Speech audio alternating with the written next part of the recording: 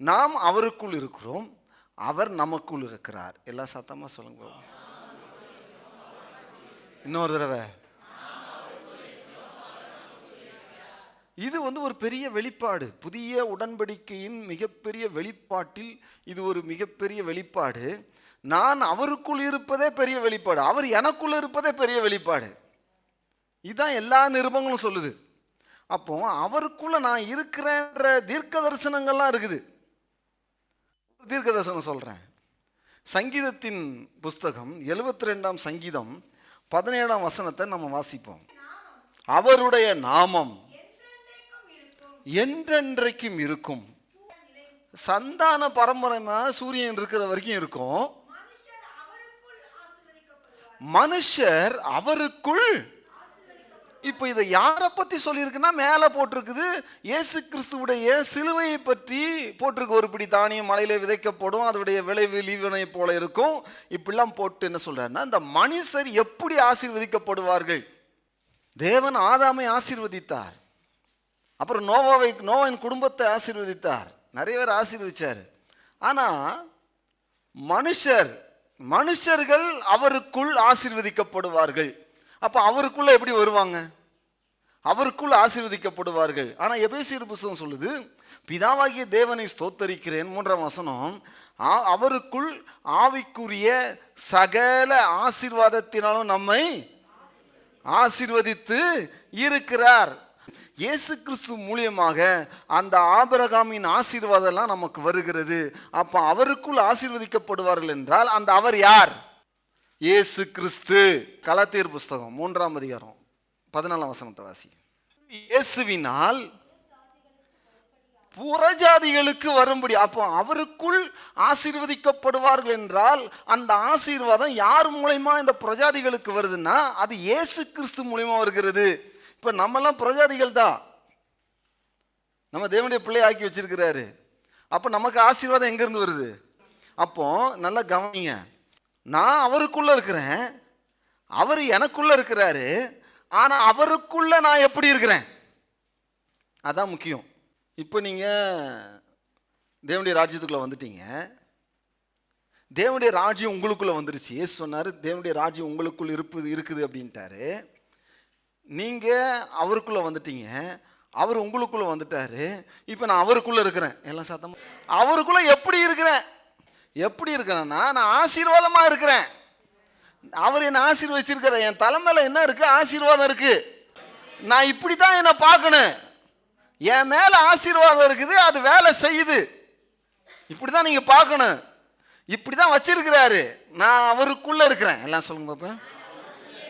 அவர் எனக்குள்ள இருக்கிறாரு, நான் அவருக்குள்ள. அவருக்கு மனுஷர்கள் ஆசீர்வதிக்கப்படுவார்கள் போட்டிருக்குல்ல. அப்போ நான் ஆசீர்வதிக்கப்பட்டிருக்கேனா இல்லையா? ஆசீர்வாதம் என்பது அது வேற, ஐஸ்வர்யம் என்பது வேற. விசுவாசத்திலிருந்து எப்படி சுகம் வருகிறதோ அதை போல ஆசீர்வாதத்திலிருந்து பொருட்கள் வருகிறது. நான் இப்ப எப்படி இருக்கிறேன்? நான் அவருக்குள்ள இருக்கிறேன். எப்படி இருக்கிறேன்? ஆசீர்வாதமா இருக்கிறேன். பக்கத்துல பார்த்து சொல்லுங்க. நான் என் குடும்பத்துக்கு ஆசீர்வாதமா இருக்க போறேன், சபைக்கு ஆசீர்வாதமா இருக்க போறேன், இந்த தேசத்துக்கு ஆசீர்வாதமா இருக்க போறேன். ஆமா, ஆபிரகாமின் ஆசீர்வாதம் என் மேல இருக்குது. சரி, அவருக்குள்ள எப்படி இருக்கிறோன்றதை பார்க்கணும். அவருக்குள்ள எப்படி இருக்கிறேன்? எல்லாம் பக்கத்துல பார்த்துக்க. அவருக்குள்ள நான் எப்படி இருக்கிறேன்? ஆசீர்வாதமா தான் இருக்கிறேன். எப்படி இருக்கிறீங்க? அப்போஸ்தலர் நடபடிகள் 17ஆம் அதிகாரம் 27ஆம் வசனத்தை வாசிப்போம். சரி,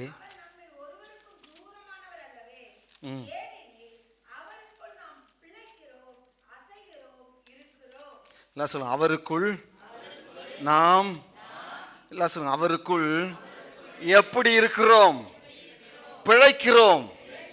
அப்புறம் எல்லாம் சொல்லுங்க, அசைகிறோம், இருக்கிறோம். இப்ப எப்படி ஒரு குழந்தை தாயின் வயிற்றுக்குள்ள இருக்குதோ அது உயிரோடு இருக்கா? இருக்கு. அது அசைதா? இருக்குதா? இதே மாதிரிதான் நம்ம இயேசு கிறிஸ்துக்குள்ள இருக்கிறோம். நம்ம பிழைச்சிருக்கிறோம். எல்லாம் சத்தமா, நான் பிழைச்சிருக்கிறேன், அசைகிறேன், இருக்கிறேன். தெரியணும் உங்களுக்கு.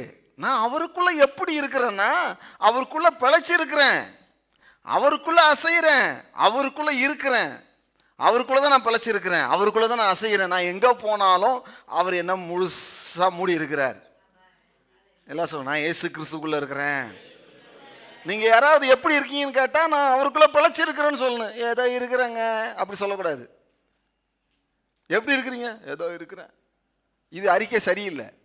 சொல்லணும், நான் அவருக்குள்ள இருக்கிறேன். எல்லாம் சொல்லணும், நான் அவருக்குள்ள பிழைச்சிருக்கிறேன், அவருக்குள்ள அசைகிறேன், அவருக்குள்ள இருக்கிறேன், நான் அவர் எனக்குள்ள இருக்கிறாரு, நான் அவருக்குள்ள இருக்கிறேன்.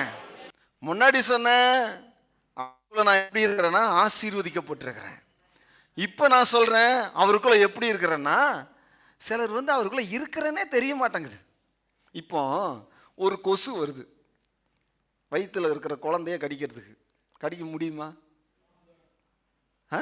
ஏன் ஏன் கடிக்க முடியாது?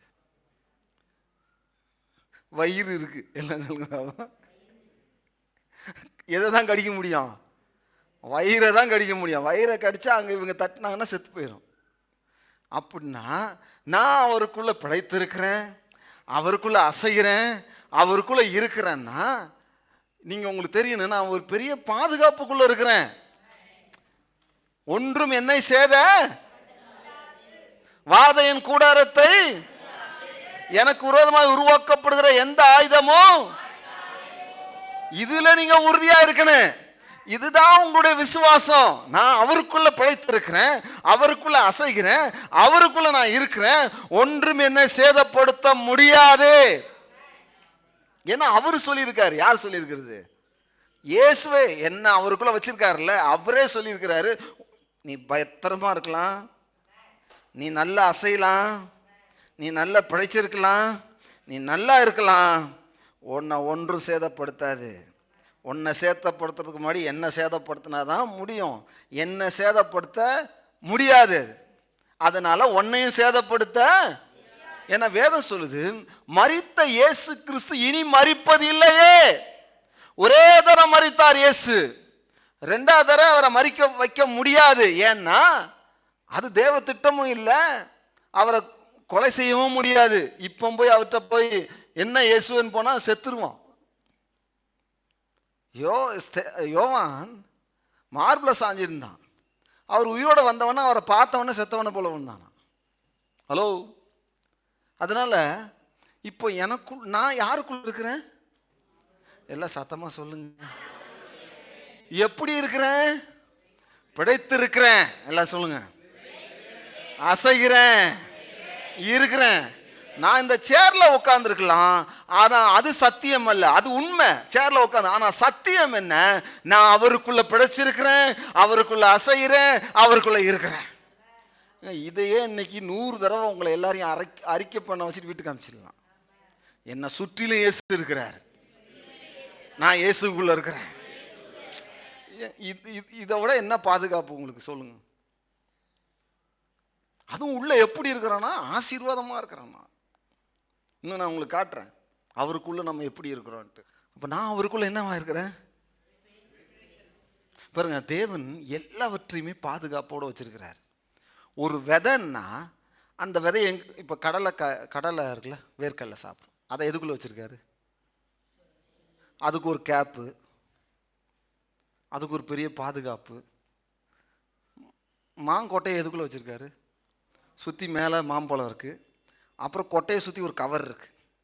அவர் என்னன்னா, இதையே நான் இவ்வளோ கவர் பண்ணி வச்சுருந்தேன்னா ஒன்றை கவர் பண்ணி வைக்க மாட்டானா? நான் யாரும் இல்லை, எனக்கு எல்லாம் பிசாசு அப்படி பண்ணுது, ஜனங்க இப்படி பண்ணாங்க. பிசாசுடைய பொய். அப்போ வேத வசனம் என்ன சொல்லுதுன்னு பார்க்கணும். வேத வசனம் என்ன சொல்லுது? நான் அவருக்குள் பிழைத்திருக்கிறேன், அவருக்குள் அசைகிறேன், அவருக்குள் இருக்கிறேன். அதுக்கு ஆப்போசிட்டா, வசனத்துக்கு ஆப்போசிட்டா அவர்கள் என்ன சொன்னாலும் அது உண்மையானது கிடையாது, அது பொய். சத்தியத்துக்கு விரோதமா பேசின எதுவா இருந்தாலும் சரி அது பொய். சிலுவைக்கு ஆப்போசிட்டா யாரு பேசினாலும் அது பொய். உண்மையான கிருபைக்கு ஆப்போசிட்டா யாரு பேசினாலும் அது பொய். ஏன்னா எந்த மனுஷனும் பொய்யன், தேவனே சத்தியபரர். அப்ப எது சத்தியம்? தேவன் சொன்னது சத்தியம். தேவன் என்ன சொல்லியிருக்காரு? நான் அவருக்குள்ள ஆசீர்வதிக்கப்பட்டிருக்கேன்னு சொல்லியிருக்காரு. நான் அவருக்குள்ள இருக்கிறேன்னு சொல்லியிருக்காரு. அவருக்குள்ள அசைகிறேன்னு சொல்லியிருக்காரு. அவருக்குள்ள பிழைத்திருக்கிறேன்னு சொல்லியிருக்காரு. எல்லாம் சொல்லுங்க, நான் அவருக்குள்ள பிழைத்திருக்கிறேன், அவருக்குள்ள அசைகிறேன், அவருக்குள்ள இருக்கிறேன்.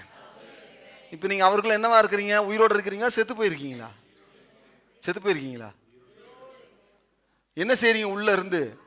குழந்தை பார்த்தீங்கன்னா அப்படி சுத்தம், தெரியுமா? குழந்தை எட்டி உதைக்கும் அப்படின்னா என்னென்னா அது உயிரோடு இருக்குன்னு அர்த்தம். குழந்தை என்ன பண்ணுதோ அது ஃபீல் ஆகும் அம்மாவுக்கு. அதே மாதிரி நான் இருக்கிறத அவருக்குள்ளே இருக்கா இல்லையான்னு கேட்காது. இது மட்டும் இல்லை, சகலமும் அவருக்குள்ளே தான் இருக்குது. எல்லாம் சொல்லுங்க பார்ப்போம். இந்த கொலோசியரில் ஒரு வசனம் பார்த்தேன், எல்லாமே அவருக்குள்ளே இருக்குதான். 16:1-16. ஏனென்றால் அவருக்குள், அப்போ சிருஷ்டிக்கப்பட்டதெல்லாம் யாருக்குள்ள சிருஷ்டிக்கப்பட்டுச்சு? அவருக்குள் சிருஷ்டிக்கப்பட்டுச்சு. சரி, பரலோகத்தில் உள்ளவைகளும் பூலோகத்தில் உள்ளவைகளுமாகிய காணப்படுகிறவைகள் காணப்படாதவைகள் சகல வஸ்துக்களும், சிங்காசனங்களானாலும் கர்த்தத்துவனானாலும் துரைத்தரங்களானாலும் அதிகாரங்களானாலும் சகலமும் அவரை கொண்டும் அவருக்கெண்டும் சிருஷ்டிக்கப்பட்டது. அவர் எல்லாவற்றுக்கும் முந்தினவர், எல்லாம் அவருக்குள் நிலைத்திருக்கிறது. எல்லாம் அவருக்குள்ள இருந்தது. அவர் பேசினார் பாருங்க, எல்லாம் அவருக்குள்ள இருந்து வெளியே வந்துச்சுங்க. எல்லாமே அவருக்குள்ள இருந்துச்சு, அவரை கொண்டு தான் சிருஷ்டிக்கப்பட்டுச்சு. இந்த உலகத்துல எல்லா குட்னஸும் அவருக்குள்ள இருந்துச்சு. அவர் பேசினார் பாருங்க, அவருக்குள்ள இருந்து வெளியே வந்துருச்சு. அதிகாரம் துரைத்தனம் எல்லாம் அவருக்குள்ள இருந்துச்சான். இந்த வசனத்தின்படி பார்த்தீங்களா இந்த வசனத்தை? அப்போ யாருக்குள்ளேருந்து வெளியே வந்துச்சு? எனக்காக அவர் சிருஷ்டித்தது எல்லாம் அவருக்குள்ளேருந்து வந்தது, அவருடைய வார்த்தையிலேருந்து வந்துச்சு. ஆனால் இப்போ நான் அவருக்குள்ளே இருக்கிறேன். எப்படி இருக்கிறேன்? நான் ஆசீர்வாதமாக இருக்கிறேன். எப்படி இருக்கிறேன்? நான் அசைகிறேன். எப்படி இருக்கிறேன்? நான் பிழைச்சிருக்கிறேன்.